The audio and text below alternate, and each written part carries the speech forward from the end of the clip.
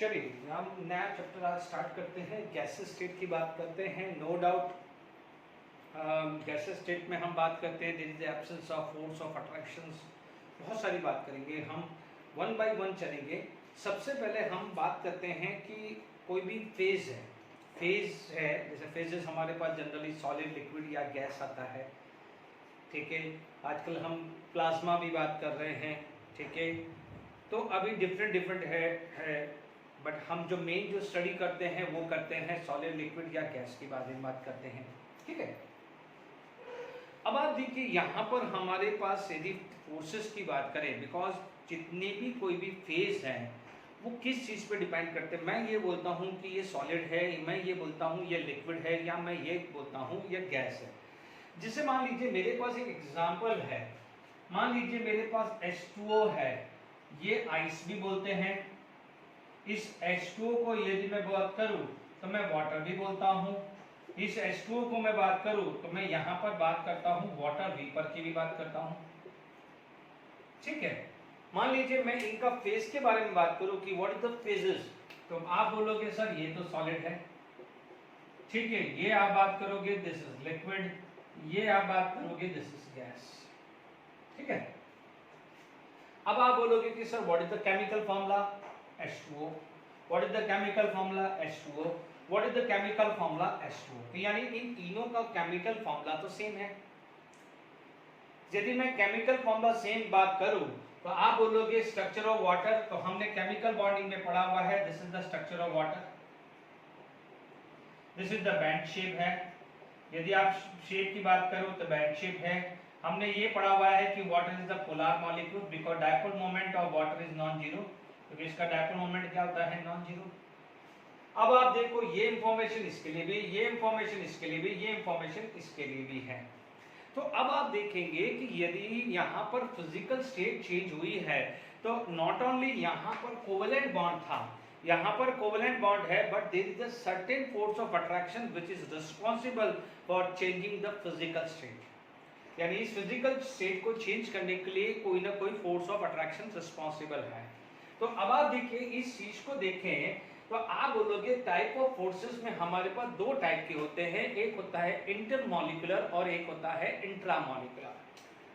देखिए हमारे पास यदि बात करें तो we have a two type intramolecular forces, intramolecular forces and दूसरा होता है इंटरमॉलिक्यूलर फोर्सेस, ठीक है। दो टाइप के फोर्सेस आते हैं। इंटरमॉलिक्यूलर होता है this is for non bonding, and intra होता है जब बॉन्डिंग होता है, यानी हम बात कर रहे हैं कोवेलेंट बॉन्ड की बात कर रहे हैं, ठीक है।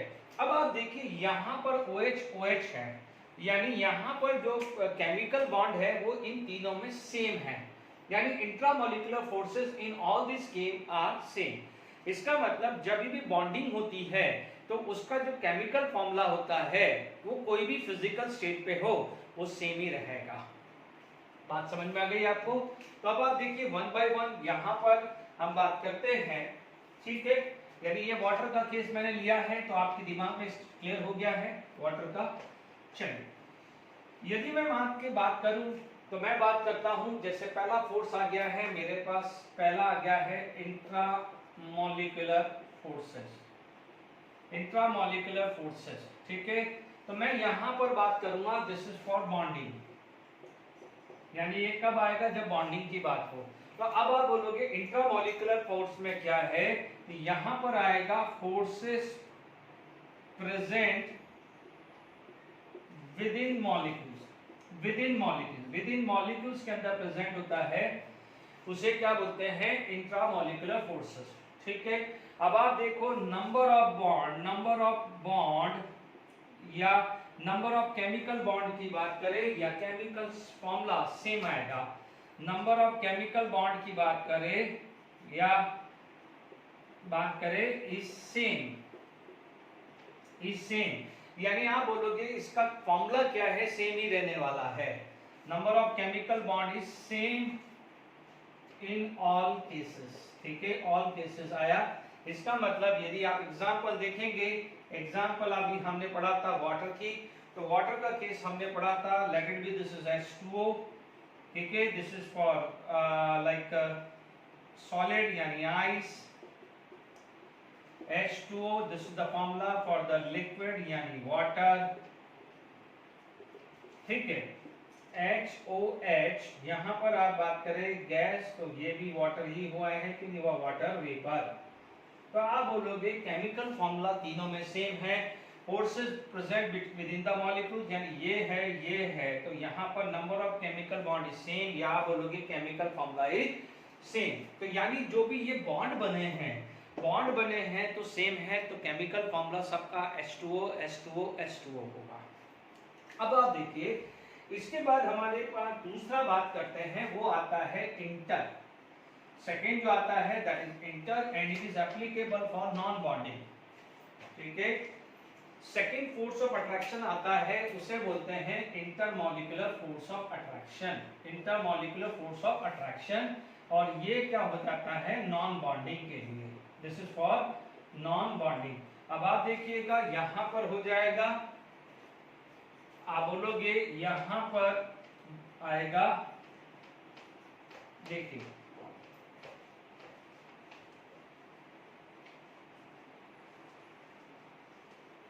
ठीक है, यहां पर आया forces present between molecules, forces present between molecules, forces present between molecules, यानी मॉलिक्यूल्स के बिटवीन प्रेजेंट होता है, ठीक है।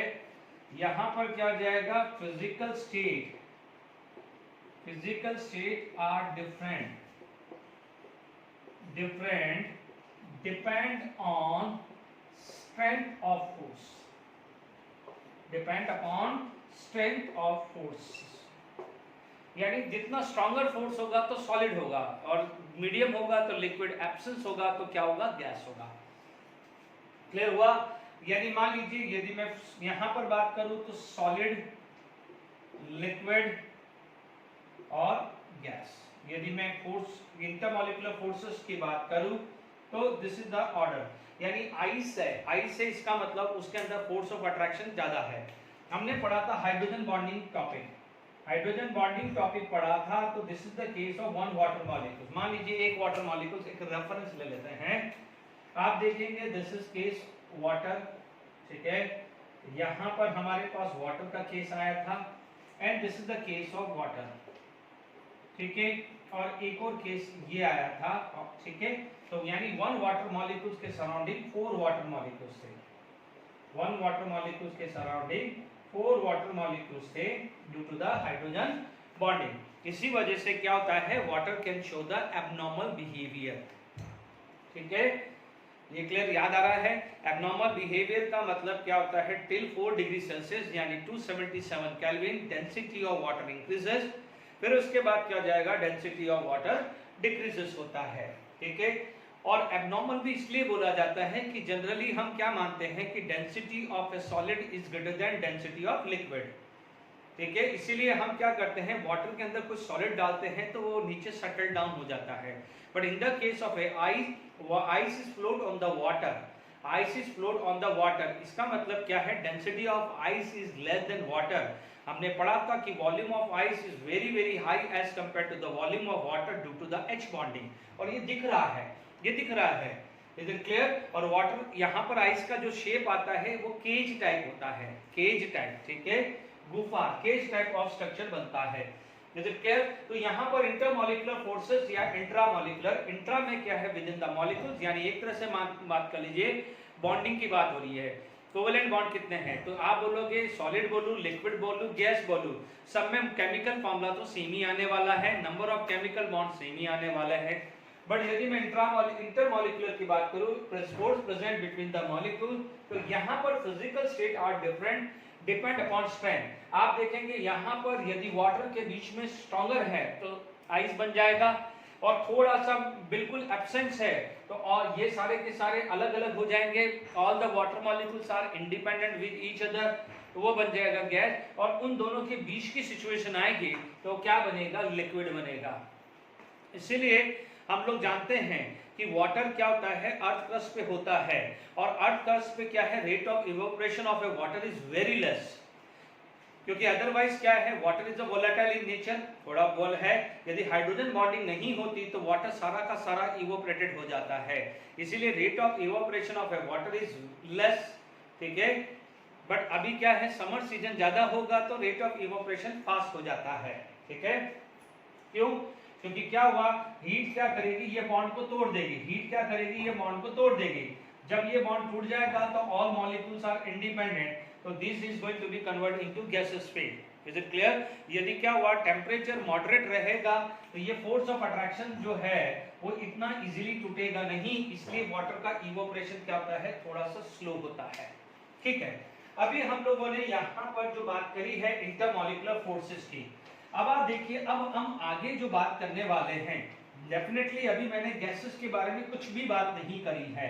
अभी क्या है, मैं सिर्फ ये चीज बताना चाह रहा हूं कि गैसेस है या कोई फेजेस लिक्विड है या कोई फेजेस सॉलिड है, उसके लिए रिस्पॉन्सिबल फैक्टर क्या क्या होते हैं। अब आप देखिए, इंटरमॉलिक्यूलर फोर्सेस को हम डिवाइड कर सकते हैं, ठीक है। अब देखिए, मेरे पास पहली बात आती है, कुछ होते हैं इंटर आयनिक फोर्सेस या इंटरमॉलिक्यूलर फोर्सेस की बात करें, ठीक है। यहां पर हम बात करें इंटर आयनिक या इंटरमॉलिक्यूलर फोर्सेस, ठीक है, इंटरमॉलिक्यूलर फोर्सेस, इंटर आयनिक या इंटरमॉलिक्यूलर फोर्सेस, ठीक है। ये कौन कौन सी कैटेगरीज के आते हैं इंटर आयनिक या इंटरमॉलिक्यूलर फोर्सेस? फर्स्ट आता है सबसे पहले आयंस आता है, ठीक है। उसका इंटरेक्शन जो एनर्जी है, that interaction energy is inversely proportional to r, पढ़ा हुआ है, this is the internuclear distance, is the potential energy बोल दो या एनर्जी इंटरेक्शन बोल दो, आप चाहो तो इसको पोटेंशियल एनर्जी भी बोल सकते हो या बोल सकते हो और potential energy directly proportional to r, ठीक है। ये वन बाय वन लेंगे। सेकंड आपके पास आ जाता है आयंस एंड डाइपोल, थर्ड आ जाता है डाइपोल है ना, फोर्थ आ जाता है आपका आयंस इंड्यूस डाइपोल, ठीक है, और फिफ्थ आ जाता है डाइपोल इंड्यूस डाइपोल, सब लूंगा बच्चों, है ना। और सिक्स आ जाता है जिसको बोलते हैं डिस्पर्सिव और लंदन फोर्स, ठीक है। ये वन बाय वन लेंगे। यहां पर इसको दूसरा नाम बोल सकते हैं instantaneous dipole induce instantaneous dipole, ठीक है।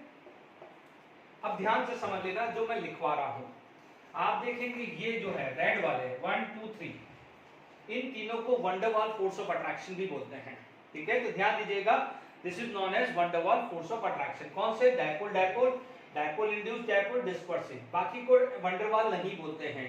इनफैक्ट हाइड्रोजन बॉन्डिंग को भी नहीं बोलते हैं, हाइड्रोजन बॉन्डिंग यहाँ आएगा, अभी मैं जब पूरा एक्सप्लेन करूंगा तो उसका स्ट्रेंथ भी बात करूंगा, तब मैं बात करूंगा। तो हाइड्रोजन बॉन्डिंग यहाँ आएगा, क्योंकि हाइड्रोजन बॉन्डिंग के लिए हमने लास्ट लेक्चर में क्या पढ़ा था, स्ट्रॉन्ग डाइपोल एंड डाइपोल, इसको अपन वीक डाइपोल और डाइपोल लेंगे।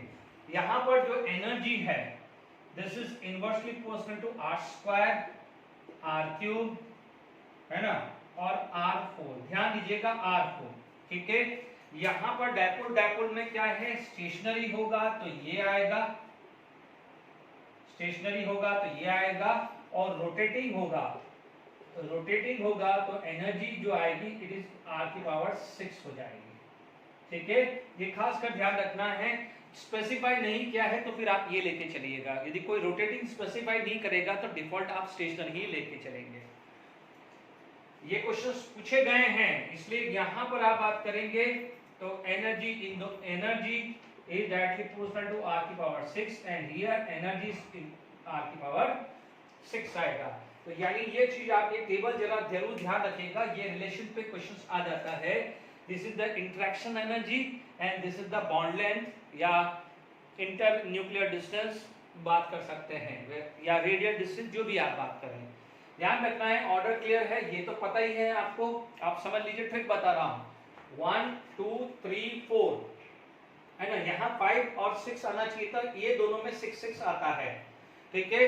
अच्छा, यदि कल को आपसे पूछा जाए हाइड्रोजन बॉन्डिंग, यदि हाइड्रोजन बॉन्डिंग का यदि डिस्टेंस पूछा जाए तो यही आएगा, क्योंकि hydrogen bonding is a special case of dipole dipole ना, डायपोल डायपोल का ही केस है, तो हाइड्रोजन बॉन्डिंग भी यही आएगा, नोट करके लिख दीजिएगा, ठीक है। हाइड्रोजन बॉन्डिंग में यदि क्वेश्चन आ जाए तो ये पूछा जाएगा, आई थिंक जेडब्ल्यू मेंस 2015 या कहीं क्वेश्चन पूछा गया था, ठीक है, तो ये किसका ध्यान रखिएगा। अब आप देखिए आयंस, आयंस हम पढ़ चुके हैं आयनिक बॉन्ड में, आयंस आयंस में पढ़ चुके हैं, या फिर भी एक बार यदि पढ़ना है तो आप बात कर सकते हैं। तो इनको अपन जनरल बोले हैं, यदि जहां पर आयंस हैं तो वहां पर इंटर आयनिक्स की बात आएगी, और जहां पर क्या है एटम या मॉलिक्यूल्स है, यानी force of attraction between atom and molecules, उसे क्या बोलेंगे, इंटरमॉलिक्यूलर फोर्सेस, ठीक है। तो आपके पास ये चीज क्लियर हो गई है, ये कैटेगरी है। आप चाहो तो यहाँ पर हाइड्रोजन बॉन्ड की भी बात करें, हाइड्रोजन बॉन्ड यहाँ आएगा, हाइड्रोजन बॉन्ड रेड से लिख रहा हूँ, हाइड्रोजन बॉन्ड यहाँ आएगा, ठीक है, यानी this is the position for hydrogen bond. But mix मत करिए, आप उसको मिक्स मत करिए, बस ध्यान रखिएगा वो एक स्पेशल केस है डायपोल डायपोल का, यानी डायपोल से वो स्ट्रॉन्गर है, ठीक है। तो आप देखिए यहाँ पर आपके पास ये क्लियर हो गया है। जनरली ये जो लेक्चर्स हैं कई डिफरेंट फैकल्टीज हैं वो अलग अलग लेता है, कोई केमिकल बॉन्डिंग में लेता है, कोई इसको यहाँ पर लेता है, ठीक है ना, तो ये चीज का ध्यान रखिएगा, ओके। अब आप देखिए इंटर आयनिक की बात करें तो inter ionic force of attraction की बात करूं, इंटर आयनिक फोर्सेस या inter ionic force of attraction की बात करूं तो आप बोलोगे this is force of attraction, या इलेक्ट्रोस्टैटिक फोर्स ऑफ अट्रैक्शन बोल सकते हैं, यहां पर बोल सकते हैं, या force of attraction between ions, उसे अपन क्या बोल सकते हैं, इंटर आयनिक फोर्सेस, ठीक है। यहां पर सेकंड बात करें intermolecular forces, intermolecular force of attraction, यदि मैं इंटरमॉलिक्यूलर फोर्स ऑफ अट्रैक्शन की बात करूं तो आप क्या बोलोगे, सिंपल डेफिनेशंस लिख सकते हैं, फोर्स ऑफ अट्रैक्शन और रिपल्शन occurs between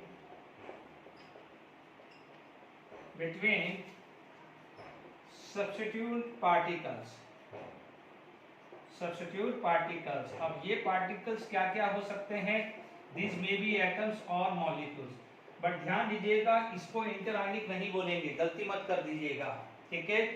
अब इनमें कई फोर्सेस आते हैं, जैसे आपका आया van der Waals force of attraction, van der Waals force of attraction, ठीक है। दूसरा आपका आ जाएगा हाइड्रोजन बॉन्ड, ये इस कैटेगरी में आ जाता है, ठीक है। आप चाहो तो, क्योंकि देखिए जो आयन और डायपोल हो है वो बीच की सिचुएशन में है, आयन और डायपोल को किसी भी कैटेगरी में आप डाल सकते हैं। वंडरवाल फोर्स ऑफ अट्रैक्शन की बात करें तो वो तीन होते हैं, डायपोल डायपोल, ठीक है। आप बोलोगे डायपोल, मैं सब समझाऊंगा बच्चों ये क्या होता है, आप सिर्फ लिखते रहिए, या इसको क्या बोलते हैं डिस्पर्सिंग और लंडन फोर्सेस, ठीक है। इसको क्या बोलते हैं, कीसॉन फोर्सेस भी बोलते हैं, क्लियर, लिखते रहिए, ठीक है। तो यहां पर अपने पास आ गया है डायपोल डायपोल या कीसॉन, KEESON फोर्सेस भी बोलते हैं, डायपोल इंड्यूस्ड डायपोल, डिस्पर्सिव और लंडन फोर्सेस भी बोलते हैं। Is it clear to all of you. अब आप देखिए यहां पर हम बात करें, देखिए यहां पर हम कोई भी टॉपिक लेते हैं, अब वन बाय वन बात करते हैं, ठीक है, वन बाय वन लेते हैं। Is it clear to all of you. देखिए सबसे पहले क्या है आपके पास, सबसे पहले जो आएगा वो आ जाता है, late it B ion ions, ions ions के बीच में है, वो हमने पढ़ा हुआ है आयनिक बॉन्ड के अंदर। तो आप बोलेंगे जैसे for example Na+, for example Cl-, इसके बीच में जो फोर्स ऑफ अट्रैक्शन आया है उसे बोलेंगे आयंस आयंस, यानी आप बोलोगे force of attraction between ion, between ions, ठीक है। कौन कौन से आते हैं, कैटायन एंड एनायंस, ठीक है। उसे क्या बोलेंगे, आयंस, आयंस बात करेंगे। और यहां पर जो एनर्जी है it is inversely proportional to r आया है, where r is the distance between the cation and anion. Is it clear? अब आप देखिए यहां पर दूसरा जो कैटेगरी आ जाती है वो आ जाती है देखिए यहां पर दूसरी कैटेगरी आ जाती है आयंस डायपोल। देखिए आयंस डायपोल है, सपोज मान लीजिए HCl मॉलिक्यूल्स NaCl के कांटेक्ट में आ गया, या HCl मॉलिक्यूल्स NaCl के कांटेक्ट में आ गया, या वाटर मॉलिक्यूल्स Na+ के कांटेक्ट में आ गया। जैसे आप बोलोगे NaCl is dissolve in water, तो अब आप देखिए water is a polar in nature. जैसे वाटर हुआ, वाटर के अंदर क्या होती है, पोलैरिटी होती है। We know that water is a polar in nature. मान लीजिए ये माइनस है तो ये क्या है, प्लस है। Is it clear? अब आप देखिए यहां पर हमारे पास क्या है, Cl माइनस है, ठीक है, Cl माइनस है। मान लीजिए दूसरा केस ये आया है Na+ और ये वाटर आया है। Is it clear? अब आप देखो यहां पर हमारे पास सिचुएशन क्या बनी है, this is minus, this is plus. ये पोलर पड़ा हुआ है, ये पोलर पड़ा है। पोलर को आप डायपोल भी बोल सकते हैं। डायपोल का मतलब एक बॉन्ड के ऊपर नेगेटिव बॉन्ड में एक एटम पे नेगेटिव चार्ज, दूसरे पे क्या है, पॉजिटिव चार्ज आ जाता है, ठीक है। अब आप देखिए ये पॉजिटिव अट्रैक्ट टुवर्ड नेगेटिव, तो डेफिनेटली यहां पर आप देखेंगे ये आएगा अट्रैक्शन, ये अट्रैक्शन आएगा, ठीक है। तो आप देखते रहिए अट्रैक्शन आएगा, ठीक है। तो ये अट्रैक्शन आएगा, तो आप देख लीजिए या आयन से, और ये डायपोल है, तो इसको क्या बोलेंगे अपन, दिस इज डायपोल। ये क्या हो जाएगा, डायपोल। इसको क्या बोलेंगे, आयंस। इसको क्या बोलेंगे, आयंस। इसको क्या बोलेंगे, आयंस। तो डेफिनेटली यहाँ पर completely negative, completely positive charge है, यहाँ पर partial positive, partial negative charge है। तो डेफिनेटली इसका स्ट्रेंथ ज्यादा होगा, इसका स्ट्रेंथ कम होगा। तो जो इसका जो एनर्जी कॉरस्पॉन्डिंग है उसे क्या बोला जाता है, this is inversely proportional to r²। Definitely ये वैल्यू है ना। जैसे मान लो ये 2 है तो ये 1/2 होएगा, तो ये क्या हो जाएगा, 1/4 आएगा ना। तो this energy is going to be decreased. बहुत इंपॉर्टेंट है, ठीक है। आपके पास एग्जांपल्स आ गए हैं, ठीक है।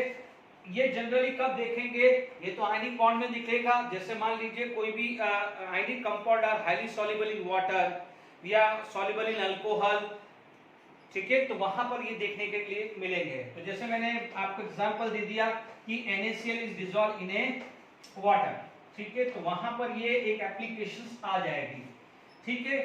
इसके बाद मान लीजिए हमारे पास देखो हाइड्रोजन बॉन्ड में अलग से लेके पढ़ाऊंगा, ठीक है, मैं ऑलरेडी बता चुका हूं लास्ट लेक्चर में, ठीक है। अब तीसरा जो केस आता है वो आता है डायपोल डायपोल। Dipole dipole. अब आप देखो डायपोल डायपोल के अंदर क्या हुआ है कि जैसे HCl मॉलिक्यूल्स है, देखिए HCl मॉलिक्यूल्स है, मान लीजिए ये HCl मॉलिक्यूल्स है, HCl मॉलिक्यूल्स है, ठीक है। ये इनके ऊपर चार्जेस हैं कि ये प्लस चार्ज, ये माइनस चार्ज, ये प्लस चार्ज, ये माइनस चार्ज। अब तो क्लियर हो गया होगा कि कोवेलेंट बॉन्ड के अंदर पोलर है तो partial negative, partial positive charge होगा। यदि आयंस है तो कंप्लीटली पॉजिटिव, कंप्लीटली नेगेटिव होगा। तो व्हाट हैपन, HCl मॉलिक्यूल्स पास आएंगे तो यहाँ पर एक फोर्स ऑफ अट्रैक्शन आएगा। तो इसे क्या, ये क्या है बच्चों, पोलर। ये क्या है, पोलर। इसको यहाँ पर आप क्या बोलोगे, उससे पहले डेफिनेशन लिखना चाहे तो force of attraction between ions and polar molecules, इससे पहले वाली डेफिनेशन यहां लिखोगे force of attraction, force of attraction between two polar molecules, two polar molecules, ठीक है, दो पोलर मॉलिक्यूल्स के बीच के अंदर फोर्स ऑफ अट्रैक्शन है। यदि स्टेशनरी है, मान लीजिए स्टेशनरी मॉलिक्यूल्स है, तो आप बोलोगे energy is inversely proportional two cube, है ना। और यदि रोटेटिंग है, यदि मॉलिक्यूल्स रोटेटिंग है, ये स्टेशनरी मॉलिक्यूल्स है तो ये हालत होगी, और रोटेटिंग है, मान लीजिए घूम रहा है रोटेटिंग मॉलिक्यूल्स है, तो ध्यान दीजिएगा, समझ लीजिए अभी ये स्टेशनरी है तो नेगेटिव के साथ पॉजिटिव है। अब आप मान लीजिए ये घूम रहा है तो हो सकता है नेगेटिव नेगेटिव दोनों सामने आ जाए या दोनों पॉजिटिव पॉजिटिव सामने आ जाए। तो जब दो नेगेटिव सामने आएगा तो क्या होगा, रिपल्शन। दो पॉजिटिव सामने आएगा तो रिपल्शन, डेफिनेटली उसकी स्ट्रेंथ तो कम होगी ना। यहाँ पर स्टेशनरी है, जैसे ये स्टेशनरी है तो नेगेटिव पॉजिटिव चार्ज है तो एक अट्रैक्शन हुआ, ठीक है। मान लीजिए ये घूम रहा है और ये भी घूम रहा है तो दोनों नेगेटिव चार्ज सेम सामने आ गए। तो आप मान लीजिए 100 मॉलिक्यूल्स है, 100 के 100 स्टेशनरी है तो ये ऐसी सिचुएशन आ रही है। बट मान लीजिए 100 के 100 मूव कर रहे हैं तो हो सकता है 60 मॉलिक्यूल्स की ऐसी सिचुएशन आ रही हो और 40 मॉलिक्यूल्स की ऐसी सिचुएशन आ रही हो सकता है 40 मॉलिक्यूल्स की ऐसी सिचुएशन आ रही हो या ऐसी सिचुएशन आ रही हो 40 मॉलिक्यूल्स की, क्योंकि वो तो घूम रहा है ना। जब कोई चीज घूम रहा है तो पॉजिटिव नेगेटिव जरूरी थोड़ी सामने आएगा, दोनों नेगेटिव भी आ सकता है, दोनों पॉजिटिव भी आ सकता है। तो अब आप इसमें क्या होगा, रिपल्शन होगा ना। तो ये रिपल्शन होगा तो क्या जाएगा, फॉर n मॉलिक्यूल्स का स्ट्रेंथ ज्यादा होगा तो इसका स्ट्रेंथ कंपैरेटिवली क्या होता है, कम होता है। ध्यान रखना, यदि कुछ नहीं दिया हुआ है तो आप स्टेशनरी मान के चलिएगा। Is it clear? तो ये चीज क्लियर हुई कि नहीं हुई? स्टेशनरी कंपैरेटिवली क्या होगा बच्चों, ज्यादा होगा। अब आप देखिए हाइड्रोजन बॉन्डिंग भी इसी कैटेगरी में ही लिया जाता है, ठीक है, ओके। अब हमारे पास बात करें, नेक्स्ट जो केस आ जाता है वो आ जाता है आयन इंड्यूस्ड डायपोल, ठीक है। नेक्स्ट जो कैटेगरी आ जाती है वो आ जाती है आयन इंड्यूस्ड डायपोल। क्या आता है, आयंस इंड्यूस्ड डायपोल।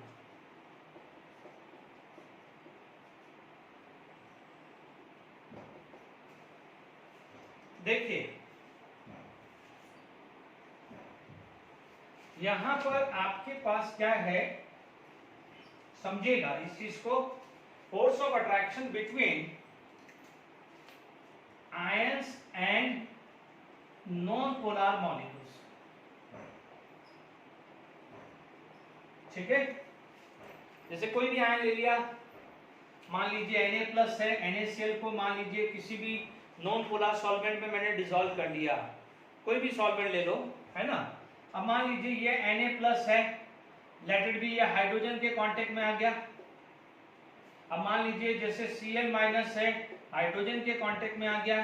तो अब आप देख लीजिए क्या था, हाइड्रोजन का यूनिफॉर्म था, हाइड्रोजन यूनिफॉर्मली था, बट मान लीजिए वो फॉर ए इंस्टेंट ऐसा आ गया या फॉर ए इंस्टेंट ऐसा आ गया, तो आप क्या बोलोगे, यहां पर डायपोल इंड्यूस हो गया है, यहां पर डायपोल क्या हो गया है, इंड्यूस हो गया है। तो यहां पर आप देखेंगे कि जैसे ही Na+ इसके कांटेक्ट में आएगा तो जनरली क्या था, वो यूनिफॉर्म था, नॉन पोलर था, बट जैसे ये आया तो फॉर ए इंस्टेंट, यानी वो क्या करेगा, यदि कहीं फोर्स ऑफ अट्रैक्शन अराइज हो गया। देखिए जो भी हम बात कर रहे हैं, जो भी अभी हम बात कर रहे हैं कि आयंस की बात कर रहे हैं या आयंस डायपोल की बात कर रहे हैं या डायपोल डायपोल की बात कर रहे हैं, तो जैसे मान लीजिए आप जानते हैं कि HCl गैस होता है, तो HCl गैस को आप लिक्विडिफाइड कर सकते हो, एग्री। जब HCl गैस लिक्विडिफाइड हुआ है तो क्वेश्चन अराइज कैसे होगा कि कौन सा फैक्टर ऐसा रिस्पॉन्सिबल हुआ कि HCl गैस को HCl लिक्विड में कन्वर्ट कर दिया, या अमोनिया गैस को अमोनिया लिक्विड में कन्वर्ट कर दिया, हाइड्रोजन गैस को हाइड्रोजन लिक्विड में कन्वर्ट कर दिया। यदि कोई गैस लिक्विड में कन्वर्ट होती है तो याद करिए शुरुआत के अंदर ही मैंने इंटरमॉलिक्यूलर और इंट्रामॉलिक्यूलर बनाया था। इंट्रामॉलिक्यूलर फोर्स कोई भी फिजिकल स्टेट को नहीं बताता है, जैसे सॉलिड हो या लिक्विड हो या गैस हो, इंट्रामॉलिक्यूलर फोर्स से सॉलिड लिक्विड गैस पे कोई फर्क नहीं पड़ता है। Intramolecular force is mainly because of the bond only. जैसे H2O solid, H2O liquid, H2O gas था तो उसके अंदर नंबर ऑफ बॉन्ड सेम थे, नेचर ऑफ बॉन्डिंग भी सेम थी। वाटर पोलर था तो तीनों के लिए वाटर पोलर था, शेप ऑफ वाटर बैंड था तो तीनों के लिए बैंड था। Is it clear to all of you? But यदि आप बोलोगे कि ये सॉलिड है या लिक्विड है या गैस है, उसके लिए रिस्पॉन्सिबल फैक्टर था इंटरमॉलिक्यूलर फोर्सेस, यानी force of attraction between the molecules.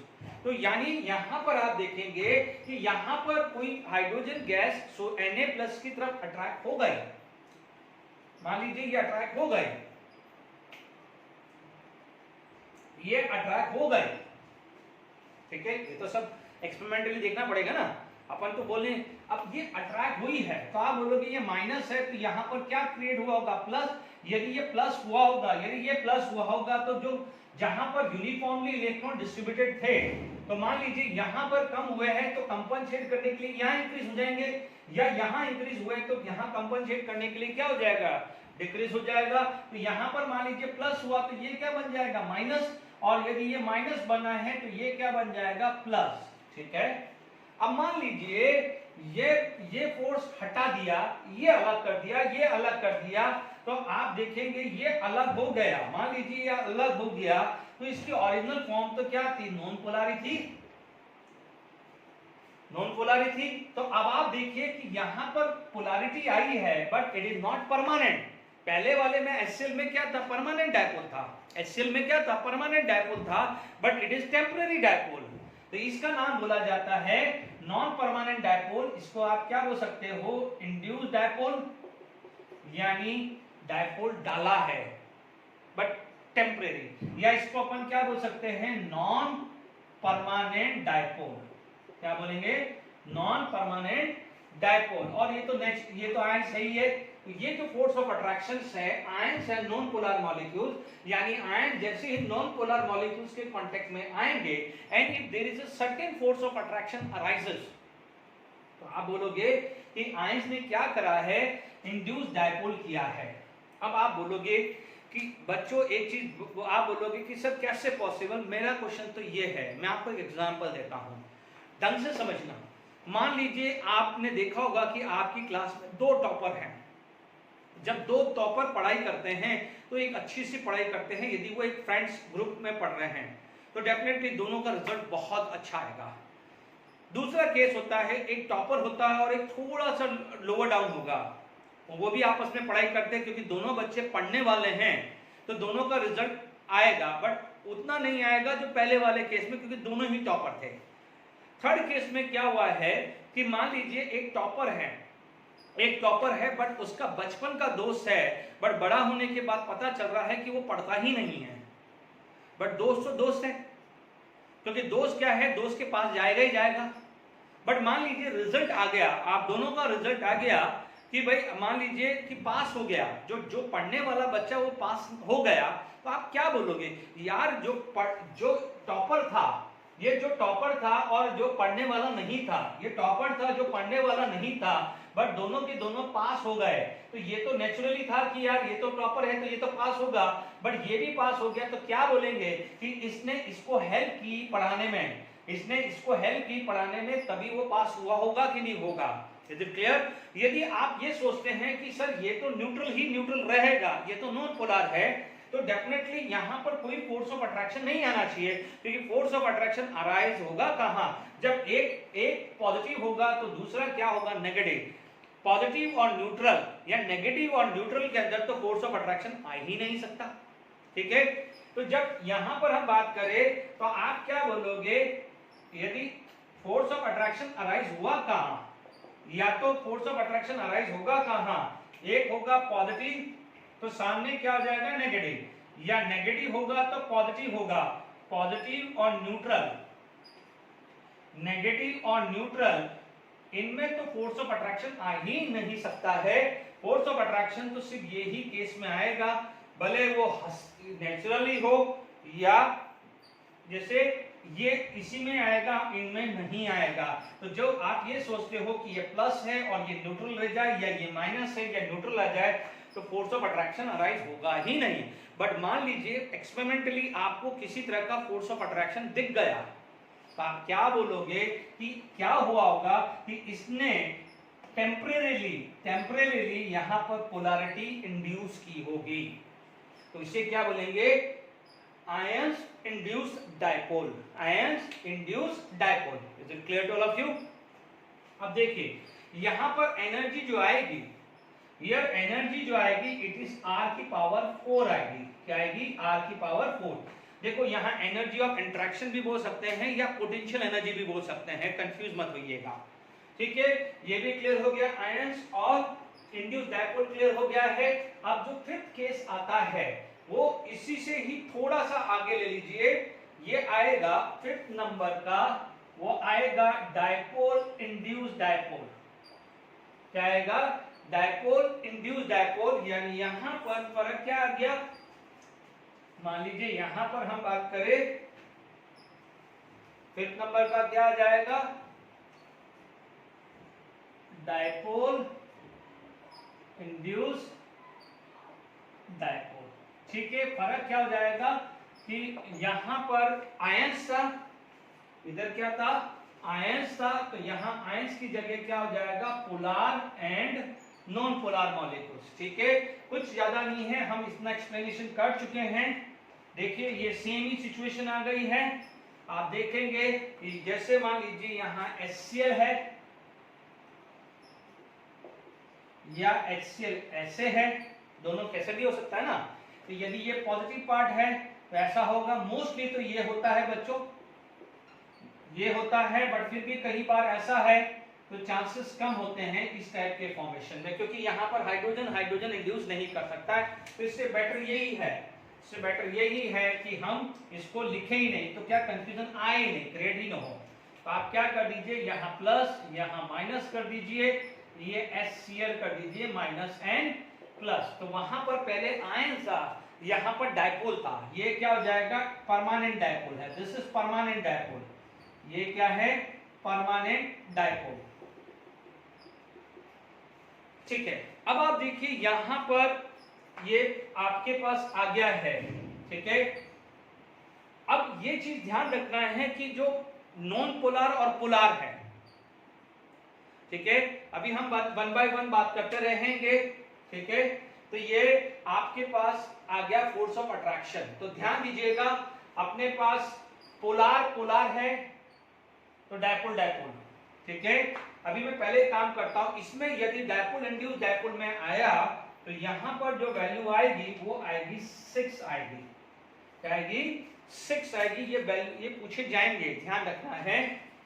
यहां पर हम आगे बात करते हैं, तो यहां पर आपके पास आएगा, देखिए डायपोल डायपोल को कीसोन फोर्सेस भी बोलते हैं, मैंने यहां लिखाया था। यहां पर क्या आएगा?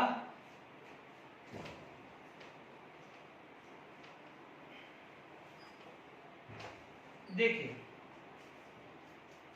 नेक्स्ट जो चीज आएगा 6 नंबर का, जिसको अपन बोलते हैं डिस्पर्सिव फोर्स और लंडन फोर्स। ठीक है, सबसे वीकेस्ट होता है, यानी आप बोलोगे force of attraction between to non polar molecules. अब आप देखिए, आप यदि एक्सपेरिमेंटली देखते हैं कि मान लीजिए हाइड्रोजन गैस, ऑक्सीजन गैस या नाइट्रोजन गैस या हीलियम गैस यदि लिक्विडिफाइड हो गई है, यदि ये गैस लिक्विडिफाइड हो गई है तो क्या कौन सा फैक्टर रिस्पॉन्सिबल है? तो आप देखिएगा, if hydrogen, oxygen, nitrogen, helium gas liquefied, तो आप ध्यान दीजिएगा हुआ क्या होगा कि जैसे मान लीजिए यहाँ हाइड्रोजन था, ये हाइड्रोजन था, या हीलियम कुछ भी मान लीजिए, हीलियम ले लिया, या हाइड्रोजन ही ले लो, ये H2 था, ये H2 था। बट आप देखेंगे कि टेम्परेरीली ये क्या हुआ है, प्लस माइनस HH, और टेम्परेरीली क्या हुआ है, ये बना है। ठीक है, अब आप देखो, यदि ये कोई गैस लिक्विडिफाइड हुई है, if any gas is going to be liquid, ऐसा भी हो सकता है, ये भी बना सकते हो, तो ऐसा भी बन सकता है। इधर क्लियर? मान लीजिए हाइड्रोजन का भी ले सकते हो, this is for hydrogen, HH, oxygen या नाइट्रोजन, इनफैक्ट हीलियम के लिए भी आप ले सकते हो, नियॉन के लिए भी ले सकते हो। अब आप देखिए यहाँ पर ये अट्रैक्शन आया, यहाँ पर क्या आया है, अट्रैक्शन आया है। तो अब आप देखिए, यदि ये अट्रैक्शन नहीं आता, ठीक है, ये अट्रैक्शन नहीं आता, तो क्या ये गैस लिक्विडिफाइड होती? क्या ये गैस लिक्विडिफाइड होती? नहीं, क्योंकि यदि ये फोर्स ये नहीं होता तो all molecules are independent with each other, all atom are independent with each other, but क्योंकि यहाँ पर एक फोर्स ऑफ अट्रैक्शन अराइज हुआ है which is responsible for changing of the physical state, because physical state is depend upon the strength of intermolecular forces. Is it clear? If the strength is very high तो solid होगा like ice, medium होगा तो क्या जाएगा liquid यानी like water, if it is absence of any kind of a force of attraction तो it is going to be form gas just like as a H2O vapour. यदि nitrogen, हमने पढ़ा है कि नाइट्रोजन गैस होती है और नाइट्रोजन लिक्विडिफाइड नाइट्रोजन होती है जहां पर रेफ्रिजरेशन में यूज करते हैं। आप रेफ्रिजरेटर के अंदर नाइट्रोजन गैस का फिलिंग कराते हैं, ठीक है। सिमिलरली कई जगह अमोनिया का भी यूज होते हैं।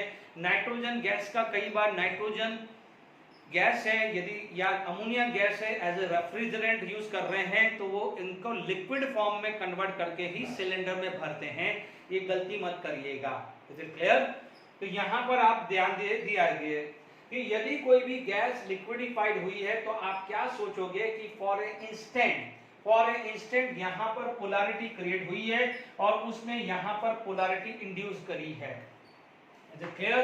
तो इसको आप क्या बोल सकते हो, दिस वी कैन से, इसको क्या बोलोगे, इंस्टेंटेनियस डायपोल। पहले तो इसके अंदर डायपोल क्रिएट हुआ इंस्टेंटेनियस और उसने यहां पर क्या कर दिया, induced instantaneous dipole. Is it clear to all of you? यानी क्लियर हुआ कि नहीं हुआ कि दो नॉन पोलर, यदि पोलर मॉलिक्यूल्स लिक्विडिफाइड होता है तो समझते हैं उसके अंदर डायपोल है, बट यदि कोई नॉन पोलर मॉलिक्यूल लिक्विडिफाइड होता है, नॉन पोलर मॉलिक्यूल लिक्विडिफाइड होता है तो आप बोलोगे दो न्यूट्रल के बीच में तो कोई फोर्स ऑफ अट्रैक्शन आ ही नहीं सकता है। यानी कोई फोर्स ऑफ अट्रैक्शन अराइज हुआ है तो वो कभी पॉसिबल है जब ऐसी सिचुएशन बन जाए या ऐसी सिचुएशन बन जाए, बट उसका ओरिजिनल नेचर तो नॉन पोलर था। तो हम क्या बोलेंगे कि for a instant, for a very small interval of A time, एक यहाँ पर एक पोलैरिटी क्रिएट हुई है, पोलैरिटी क्रिएट करी, उसने दूसरे में इंड्यूस करी है। मैंने उसको समझाया तू पढ़ ले, तो मैं क्या करूंगा, इंड्यूस स्टडी। ठीक है, ये चीज का ध्यान रखिएगा। ओके, तो हम यहाँ पर जो चीजें क्लियर हुई है तो आप आगे बढ़ते हैं। ठीक है, रब कर लेते हैं। देखिए यहाँ पर रब कर लेते हैं। देखिए यहाँ पर वंडरवॉल फोर्सेस ऑफ अट्रैक्शंस को मैंने अलग कर दिया है। यही 3 वंडरवॉल फोर्स ऑफ अट्रैक्शन आते हैं।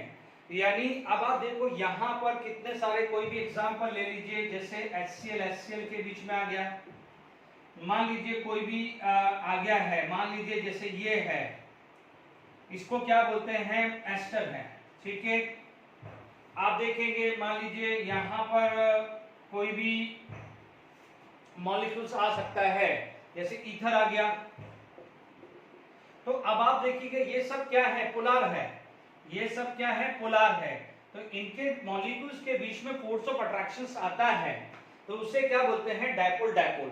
ठीक है, अब आप देखिए यहाँ पर आपके पास क्या आ गया है कि मान लीजिए HCl हाइड्रोजन के कांटेक्ट में आ गया, या मान लीजिए और कोई गैस आ गया, HBr आ गया है, तो लेट इट बी हीलियम के कांटेक्ट में आ गया है और फोर्स ऑफ अट्रैक्शन अराइज हुआ है। यहाँ पर क्या है कि लिक्विफिकेशन हो गया है, लिक्विफिकेशन ऑफ, मान लीजिए हाइड्रोजन गैस आ गई, तो हाइड्रोजन गैस आ गया, तो ये आ गया है, ऑक्सीजन गैस आ गया, तो ये आ गया है, नाइट्रोजन गैस आ गया लिक्विडिफाइड, तो ये आया है। तो ये जो फोर्स है, ये फोर्स है, इसे क्या बोलते हैं, वंडरवॉल फोर्स ऑफ अट्रैक्शन। इसे क्या बोलते हैं, वंडरवॉल फोर्स ऑफ अट्रैक्शन बोला जाता है। Is it clear? ओके, तो यहाँ पर van der Waals force of attraction clear हुआ है। ठीक है, अब आप देखेंगे यहाँ से कई बार आपसे बॉइलिंग पॉइंट की बात करें तो देखिएगा, जब भी आप बॉइलिंग पॉइंट की बात करें हाइड्रोजन बॉन्डिंग के अलावा, हाइड्रोजन बॉन्डिंग के अलावा बात करें तो देखिए हमेशा ध्यान रखना कि बॉइलिंग पॉइंट जो है वो directly proportional to molecular weight होता है। It is directly proportional to molecular weight. Boiling point is directly proportional to molecular weight आएगा। जैसे मान लीजिए एग्जांपल देखिए, ठीक है ना, HCl HBr HI, तो this is the order of boiling point. HF को छोड़ दो, HF में हाइड्रोजन बॉन्डिंग था। मान लीजिए दूसरा क्या था, H2S H2SC H2TE, यानी यहाँ पर हाइड्रोजन बॉन्डिंग तो नहीं है, बट यहाँ पर तो डायपोल तो है। तो इन सब के अंदर क्या है, डायपोल डायपोल। ठीक है, मान लीजिए आपके पास PH3, नाना पाटेकर, ऐश्वर्या, सब बिंदास भी ले लो। मान लीजिए देखिए आप helium gas, helium, neon, argon, krypton, xenon, तो इनका क्या है, भले वो मॉलिक्यूल्स नहीं है तो एटॉमिक वेट पे तो डिपेंड करेगा। मान लीजिए कोई मोनो एटॉमिक है तो एटॉमिक वेट कर दीजिए। तो ये क्या है, ये बॉइलिंग पॉइंट का ऑर्डर है, वेरी वेरी इंपॉर्टेंट। ठीक है, this is the order of boiling point. Mostly ये क्वेश्चंस कहीं ना कहीं मेंस में पूछा गया है और ये तो हमने किया ही है। ठीक है, आपने यहां पर बात समझ में आ गई है, वंडर वाल फोर्स ऑफ अट्रैक्शन पे क्या रोल प्ले होता है। ठीक है, अब आप देखिए यहां पर यदि हमारे पास इंटरमॉलिक्यूलर फोर्स ऑफ अट्रैक्शन की बात करें, अब आप एक ही चीज का हमेशा ध्यान रखना, कभी भी आपसे क्वेश्चन पूछ लें, जैसे आप देखेंगे कि अल्केन है, अल्केन है, अल्कीन है, अल्केन अल्कीन जो होते हैं वो क्या है, नॉन पोलर। अल्केन अल्कीन क्या होते हैं, नॉन पोलर।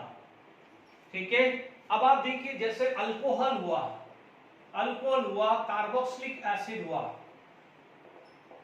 अमाइन हुआ। ठीक है, अब आप देखिए यहां मैं ऑर्गेनिक की बात कर रहा हूं, I am talking about organic की बात कर रहा हूं। ठीक है, अल्कोहल ROH, RCOH, RNH2, देखो अभी 1 डिग्री 2 डिग्री 3 डिग्री अमाइन बाद में बात करेंगे। ठीक है, अल्केन हुआ, तो यहां पर बीच में कौन पड़ गया है, ROR, ईथर। मान लीजिए RCOR हुआ, एस्टर हुआ। ये आप जब ऑर्गेनिक में आओगे तब आपको क्लियर होगा, आप अभी ये नहीं पता चला तो क्लियर हो जाएगा, अभी टेंशन मत लीजिए, है ना।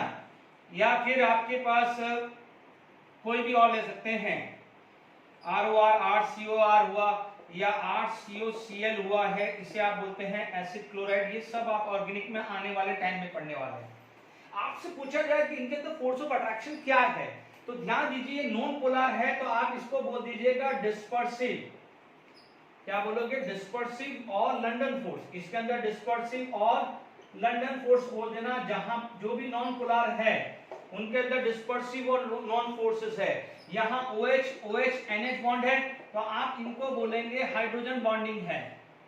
ये ऑर्गेनिक में बहुत बड़ा रोल प्ले करेगा। अब बच गया ये नॉन पोलर तो नहीं है, दीज आर द पोलर। तो इनके अंदर क्या हो जाता है, डायपोल डायपोल। ठीक है, अब आप देखो कई बार क्या होता है, ये जो ग्रुप है ये ग्रुप होता है अल्काइल ग्रुप। अल्काइल का मतलब मिथाइल, इथाइल, प्रोपाइल, ब्यूटाइल, तो वो क्या हो जाएगा, इस कैटेगरी में आ जाते हैं। तो यदि मैं इस ग्रुप की बात करूं, ये ग्रुप की बात करूं, तो यहां पर डिस्पर्सिव फोर्स आता है और लंडन फोर्स, है ना। बट यदि मैं इसकी बात करूं, यहां पर बात करूं, यहां बात करूं, यहां बात करूं, तो डायपोल डायपोल आता है। ठीक है ना। तो यदि आपसे पूछा जाए कि ओवरऑल पूछे कि इसके अंदर, तो आप बोलोगे डायपोल और डिस्पर्सिव फोर्स दोनों एप्लीकेबल होता है। पोलैरिटी की वजह से डायपोल आ जाता है और ये थोड़ा बहुत लगता है, क्योंकि ये तो वीक है तो इसलिए थोड़ा बहुत होता है, मेन तो डोमिनेटेड यही होता है। ठीक है ना। बट मान लीजिए आपसे पूछ लें कि कौन कौन से फोर्स अराइजेस होते हैं, आपने क्या हो जाएगा, इतना दिमाग में रख लिया कि ये पोलर है तो डायपोल डायपोल। बट बच्चों ये तो अल्काइल ग्रुप है, ये group methyl, ethyl, propyl, butyl, ये तो 10-10 कार्बन, 15-15, 20-20, 25-25 कार्बन के बन सकते हैं। तो जब बड़ा ग्रुप हो जाएगा तो ये छोटा हो जाएगा, तो उस समय क्या हो जाएगा, यहाँ पर ये फोर्स भी इग्नोर नहीं करेंगे, तो ध्यान रखना है। ठीक है, तो यहाँ पर आपको मैंने चीज समझा दी है। ठीक है, हाइड्रोजन बॉन्डिंग हम ऑलरेडी बात कर चुके हैं। ठीक है, इसलिए मैं अननेसेसरी उसमें इतना टाइम नहीं दे रहा हूं, क्योंकि पूरा का पूरा डिटेल स्टडी लास्ट चैप्टर में ले चुका हूं, हाइड्रोजन बॉन्डिंग। ठीक है, तो हाइड्रोजन बॉन्डिंग में ले चुका हूं, तो इसलिए मैं उसकी बात ज्यादा नहीं कर रहा हूं। यदि सिर्फ अभी डेफिनेशन लिख देता हूं, हाइड्रोजन बॉन्डिंग, हाइड्रोजन बॉन्डिंग के अंदर क्या हो जाएगा कि जैसे XH है और फ्लोर यहां पर Y है। ठीक है, तो आप यहां पर जनरली क्या होता है, XFON याद रखना है, FON है। कार्बन एक ही केस में आता है, sp आता है, ओनली वन केस, और यहाँ पर क्लोरीन फ्यू केस में आया है। ठीक है, तो आप क्या बोलोगे? आप बोलोगे it is the force of attraction, force of attraction between hydrogen atom of one molecules to the more electronegative atom of other molecules। इतनी सैंपल डेफिनेशन है। हमने पढ़ा हुआ है इंट्रामोलिकुलर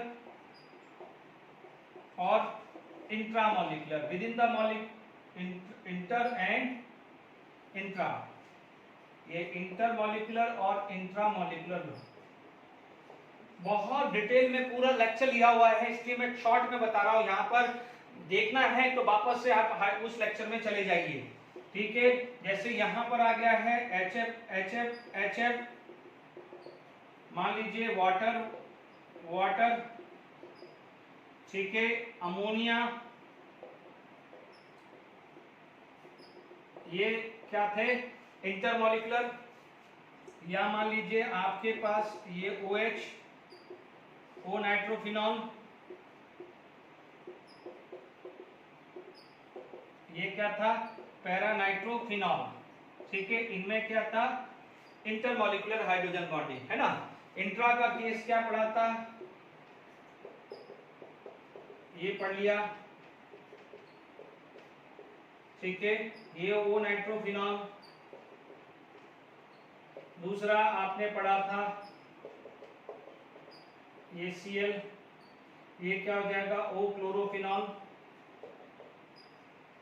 या मान लीजिए सैलिसिलिक एसिड पढ़ा था, है ना, आपने यहाँ सैलिसिलिक एसिड पढ़ा, सैलिसिलिडिहाइड।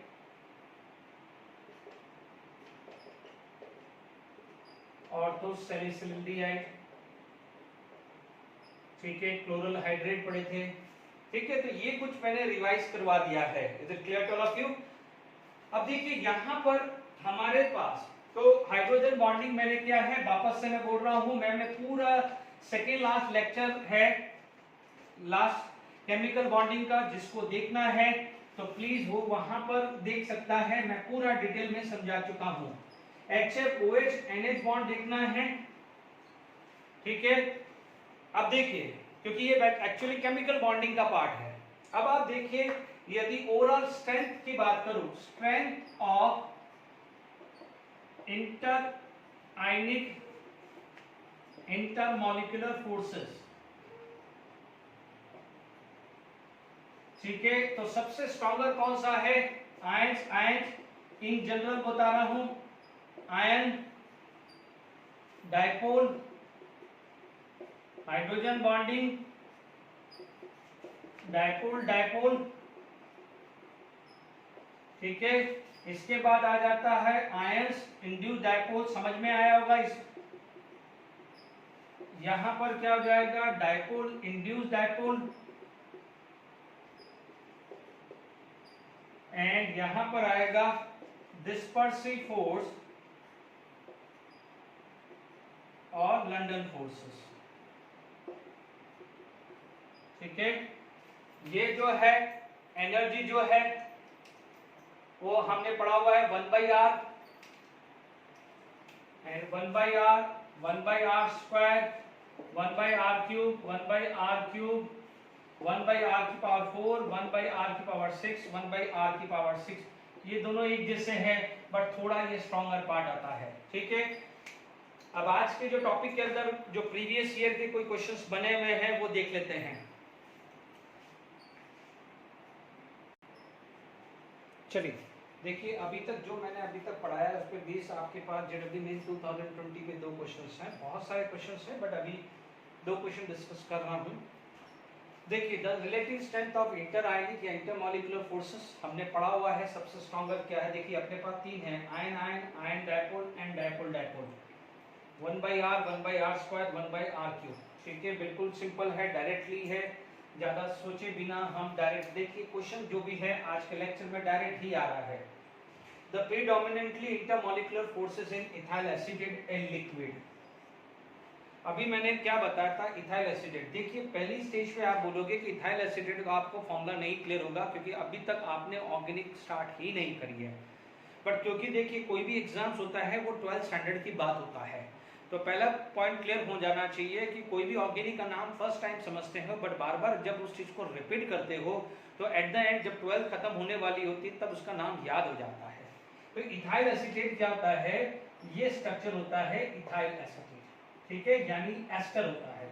जब आईयूपीएसी नेमिंग करेंगे आप, जब 11th स्टैंडर्ड में भी आईयूपीएसी नेमिंग चैप्टर करेंगे तभी भी आपके पास ये स्ट्रक्चर आएगा। अभी मैंने ये चीज समझाया है कि यहाँ पर आपको इलेक्ट्रोनेगेटिव डिफरेंस दिख रहा है, तो यहाँ पर आपको क्या दिखेगा, डायपोल डायपोल, क्योंकि डायपोल डायपोल कहाँ दिखेगा, पोलार। बट क्योंकि यहाँ पर और अल्काइल ग्रुप भी प्रेजेंट है और alkyl group is a non polar in nature, तो उसके अंदर लंडन एंड डिस्पर्सिव फोर्सेस होता है। तो इसीलिए देखिए डायपोल डायपोल H बॉन्डिंग हो नहीं सकता, क्योंकि H बॉन्डिंग के लिए या तो HF OH और NH बॉन्ड होना चाहिए, यानी HX और Y चाहिए, HX एंड Y। तो यहाँ पर OH OH कहीं नहीं है। आप एक ही चीज देख लीजिए, जैसे मैं आपको डिफरेंशिएट कर रहा हूँ, आपको कोई कंफ्यूजन आता है तो देखिए यहाँ पर आपके पास ये स्ट्रक्चर है और एक स्ट्रक्चर ये है, दिखने में एक जैसा है, बट यहाँ OH बॉन्ड है जबकि यहाँ OH बॉन्ड नहीं है, तो यहाँ H बॉन्डिंग दिखेगा, यहाँ H बॉन्डिंग दिखेगा, यहाँ H बॉन्डिंग नहीं है। तो जब H बॉन्डिंग नहीं है तो क्या हो जाएगा, वीक डायपोल हो जाएगा। तो ये डायपोल डायपोल है और इसकी वजह से डिस्पर्सिव एंड लंडन फोर्स। तो आपके पास क्या हो जाएगा, this is the right answer, London dispersion and dipole dipole. London dispersion dipole dipole ये भी है, बट एडिशनल H बॉन्डिंग है ही नहीं। डायपोल डायपोल H बॉन्डिंग, तो H बॉन्डिंग है नहीं, यहाँ पर H बॉन्डिंग। तो आप फिर भी ऑड वन आउट से भी काम निकाल सकते हो यदि थोड़ा बहुत भी कंफ्यूजन आ जाए। H बॉन्डिंग 3 ऑप्शन में है, बट मैं ये नहीं सजेस्ट करूंगा, ठीक है। अब आप देखिए यहाँ पर हम बात करें, देखिए नेक्स्ट चीज जो आ जाती है वो डेफिनेशन आ जाती है थर्मल एनर्जी की, ठीक है, थर्मल एनर्जी। तो आप बोलोगे what is the thermal energy, तो thermal energy it is the energy arises due to the motion of atom और मॉलिक्यूल्स, ठीक है। आप बोलोगे व्हाट थर्मल एनर्जी, यहां पर नेक्स्ट चीज आ जाती है थर्मल एनर्जी, ठीक है। थर्मल एनर्जी की यदि मैं डेफिनेशन बात करूं तो क्या है, it is the energy arises, it is the energy arises due to motion of its atom और मॉलिक्यूल्स, ठीक है ना। जैसे मान लो हीलियम नियॉन आर्गन हुआ तो उसके लिए एटम्स वर्ड आ जाएगा, या HCl H2O हुआ तो उसके लिए क्या हो जाएगा, मॉलिक्यूल्स हो गया है, ठीक है। आप बोलोगे thermal energy, thermal energy is directly proportional to temperature, directly proportional to temperature, ठीक है। अब क्या हो जाएगा, thermal energy is major of average kinetic energy, क्योंकि kinetic energy is a energy due to the motion ही होती है, it is the average of kinetic energy, ठीक है। और ये ध्यान रखना है यहाँ पर जो मोशन हो रहा है ड्यू टू दिस, तो आप उसको क्या बोल सकते हैं, यहाँ पर जो मोशन है उसे आप क्या बोलोगे, थर्मल मोशन, क्या बोलेंगे, थर्मल मोशन, ठीक है। जो भी मोशन ऑफ एटम्स आ रहा है या मॉलिक्यूल्स आ रहा है, एटम्स या मॉलिक्यूल्स की बात करें, it is non a thermal motion आ गया है। तो thermal energy directly proportional to temperature, clear. यानी इसको अपन ये भी बोल सकते हैं कि यहाँ पर ये भी आ गया है कि kinetic energy directly proportional to temperature. यदि टेम्परेचर 0 आया है तो काइनेटिक एनर्जी भी 0 आएगा, यानी मॉलिक्यूलर मोशन जो है वो क्या होगा, 0, ठीक है। जब मैं ये लॉ पढ़ाऊंगा चार्ल्स लॉ, वहां पर ये चीज लेने वाला हूं वापस, ठीक है। तो जब टेम्परेचर 0 आया है तब काइनेटिक एनर्जी क्या होगी, 0, तो मॉलिक्यूलर मोशन क्या हो जाएगा, 0, क्योंकि जो थर्मल एनर्जी है उसी की वजह से मोशन हुआ है, या मोशन की वजह से थर्मल एनर्जी आई है। आप बोलते हो कि थर्मल एनर्जी 0, इसका मतलब मोशन क्या हुआ है, 0। तो थर्मल, ये ध्यान रखिएगा। तो अब आप देखिए नेक्स्ट जो टॉपिक आ जाता है, ठीक है। अब हमारे पास यानी थर्मल एनर्जी क्या करेगी, काइनेटिक एनर्जी मेजर करवाएगी। और काइनेटिक एनर्जी क्या होती है, मोशन ऑफ एटम या मोशन ऑफ मॉलिक्यूल। अब आप देखिए यहां पर हमारे पास बात आ जाए कि thermal energy versus intermolecular forces, intermolecular forces. अब आप देखिए, आप यहां पर बात करें इंटरमॉलिक्यूलर फोर्सेस की बात करें, और अभी हमने डिटेल में पढ़ा हुआ है, ठीक है। इंटरमॉलिक्यूलर फोर्सेस की बात करें तो सबसे ज्यादा फोर्स आती है सॉलिड के अंदर, उसके बाद लिक्विड के अंदर, और उसके बाद गैस के अंदर, ठीक है। आप देखेंगे यदि यहां पर कोई फेज डायग्राम बात करें कि मान लीजिए सॉलिड है, हम डे टू डे लाइफ में देखते हैं कि मान लीजिए रेफ्रिजरेटर से हमने आइस क्यूब निकाली और रूम टेम्परेचर पे लेके गए, रूम टेम्परेचर पे लेके गए तो आइस रेफ्रिजरेशन में टेम्परेचर लोअर था, रूम टेम्परेचर पे कंपैरेटिवली टेम्परेचर बढ़ गया है। जब टेम्परेचर बढ़ गया है तो it start to liquid, convert into liquid. इस एंड जब यहाँ पर लिक्विड को, कोई भी वाटर को यदि हमने गैस बर्नर में रखा है तो वो क्या हो जाएगा, वाटर वेपर में कन्वर्ट हो जाएगा। It is going to be convert into water vapour, ठीक है। अब इसका रिवर्स कर दो, यदि टेम्परेचर गैस को मैं कूल डाउन करूंगा तो क्या हो जाएगा, यहां पर आ जाएगा लिक्विफिकेशन ऑफ गैस होगा। ये प्रोसेस क्या हो जाएगा, on cooling the gas is going to be liquidified. ये जरूरी नहीं है कि हम लोग ये जनरली मानते हैं कि गैस को कंप्रेस करेंगे तो ही लिक्विड में कन्वर्ट होगा, जरूरी नहीं है। गैस को कंप्रेस करोगे तो भी लिक्विड में कन्वर्ट करेगा, और गैस का टेम्परेचर भी लोअर करोगे तो भी वो लिक्विड में कन्वर्ट होगा। पूरा का पूरा टॉपिक है लिक्विफिकेशन ऑफ ए गैस, वो हम डिस्कस लेटर ऑन करेंगे, ठीक है। फिर भी मैंने यहाँ पर समझा दिया है, लिक्विड हुआ है तो यहाँ पर क्या हो जाएगा, this is known as evaporation. ये प्रोसेस को क्या बोलते हैं, इवोपरेशन। ये प्रोसेस को आप क्या बोलते हो, मेल्टिंग बोलते हो। और यदि लिक्विड को आपने रेफ्रिजरेटर में लेके चले गए तो ये क्या हो जाएगा, आपका फ्रीजिंग हो जाएगा या कूलिंग हो जाएगा। इसको आप फ्रीजिंग बोल सकते हो या कूलिंग बोलते हो। इसका मतलब आप एक ही चीज को ध्यान दीजिएगा, यहां पर जब हम सॉलिड, लिक्विड और गैस की तरफ जा रहे हैं, ठीक है, यहां पर जा रहे हैं, इस साइड क्या हो जाएगा, थर्मल एनर्जी बढ़ रही है, तो इस साइड क्या हो जाएगा, इंटरमॉलिक्यूलर फोर्स ऑफ अट्रैक्शन बढ़ रहा है।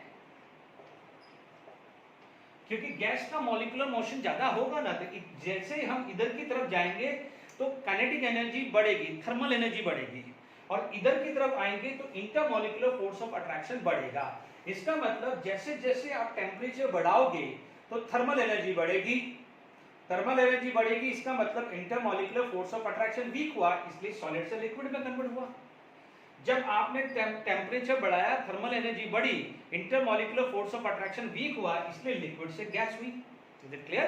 क्योंकि आप देख लीजिए ना, जैसे मान लीजिए ये ए बी है, इसके बीच में ये है, यहाँ पर फोर्स है, और ये फोर्स को तोड़ने के लिए, ये फोर्स को तोड़ने के लिए आप टर्म यूज कर रहे हो थर्मल एनर्जी। ब्रेक करने के लिए या मिनिमम करने के लिए आपने ये बढ़ाया, तो यहाँ पर ये बढ़ेगी एनर्जी रिक्वायर्ड टू ब्रेक, ये भी बढ़ा, तो ये क्या होगा, धीरे धीरे क्या होगा, टूटने लग जाएगा। पहले वीक होगा तो लिक्विड, और बिल्कुल जीरो हो जाएगा तो वो क्या हो जाएगा, गैस होगा। तो आई होप यहाँ तक समझ में आ गया है, ठीक है।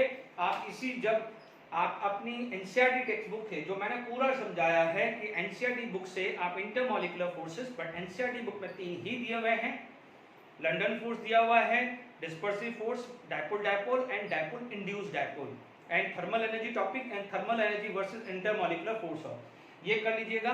नेक्स्ट लेक्चर से हम गैस और गैस लॉ पे या गैस के बारे में स्टार्ट करेंगे, ठीक है। यहाँ तक क्लियर हुआ है? वापस समझ लीजिएगा।